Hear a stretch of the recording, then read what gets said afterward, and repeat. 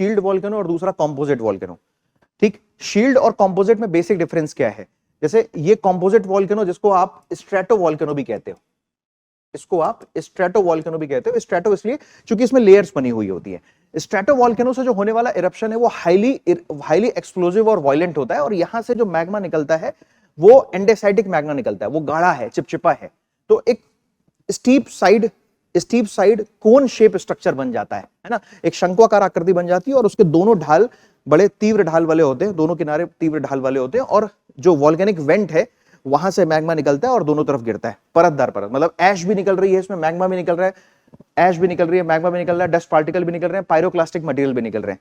जबकि आप यहां पर देखेंगे जो शील्ड वॉल्केनो वाइड बेस, चौड़ा आधार है, जेंटल स्लोप है, और शील्ड वॉल्केनो से निकलने वाला जो मैग्मा है वो फिशर इरप्शन है, दरारी उद्भेदन है ना। और दरारी उद्भेदन से निकलने वाला मैग्मा है, ये ध्यान रखना है, हॉट तो है लेकिन फ्लूइडिटी बहुत ज्यादा है, क्योंकि यहां से निकलने वाला मैग्मा कौन सा है? बेसोल्टिक।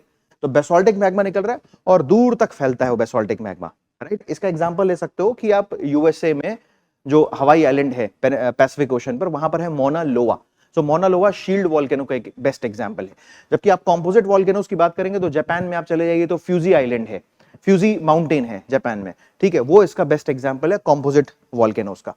ठीक, तो बेसिक डिफरेंसेस अगर आपको देखना तो आप यहां देख सकते हैं कि जो यूजुअली जो शील्ड वॉल्केनोस होते हैं वो डाइवर्जेंट प्लेट बाउंड्री पर आपको बनते हुए दिखाई देते हैं। और आपको पता है कि जो डाइवर्जेंट प्लेट बाउंड्री होती है वो कैसा किनारा होता है? वो संरचनात्मक किनारा होता है, कंस्ट्रक्टिव प्लेट मार्जिन होते हैं। ठीक है, दरारी उद्भेदन होता है, फिशर इरप्शन होता है। प्रीवियस क्लासेस में मैंने आपको रिजेस के बारे में, कटक के बारे में पढ़ाया था। ठीक, और दरारी उद्भेदन जहां होगा, फिशर इरप्शन होगा, वहां से मैग्मा शांत निकलेगा, दूर तक फैलेगा, जेंटल स्लोप होगा, वाइड बेस होगा, चौड़ा आधार होगा। ठीक है, बेसोल्टिक मैग्मा में चूंकि सिलिका की मात्रा कम होती है इसलिए उसकी फ्लूइडिटी ज्यादा है। यूएसए में मोना लोआ इसका एक एग्जांपल ले सकते हो। Apart from this, composite volcano की अगर बात करें तो ये आपको कहां मिलते हैं? कन्वर्जेंस प्लेट बाउंड्री, है ना। तो जो सबडक्शन जोन होता है, जो क्षेपण क्षेत्र होता है, वहां पर आपको ये इरप्शन देखने को मिलता है, हाईली एक्सप्लोसिव इरप्शन देखने को मिलता है। ठीक है, बेसोल्टिक लावा नहीं, यहां से एंडेसाइटिक निकलता है, गाढ़ा चिपचिपा है, विस्कोसिटी ज्यादा है, और उसका एग्जांपल आप माउंट फ्यूजी। तो जीवन में हमें क्या सीखने को मिलता है?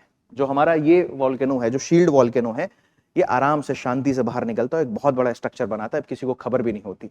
जबकि जो कॉम्पोजिट वॉल्केनो है, बहुत दबा हुआ अंदर का गुबार है जो अचानक एकदम से निकलता है, एक अहंकार के रूप में, ईगो के रूप में। और ये क्या है? एकदम शांत है, जो दूर दूर तक जाकर फैलता है। यूएसए में इसके एग्जाम्पल देखने को मिलते हैं।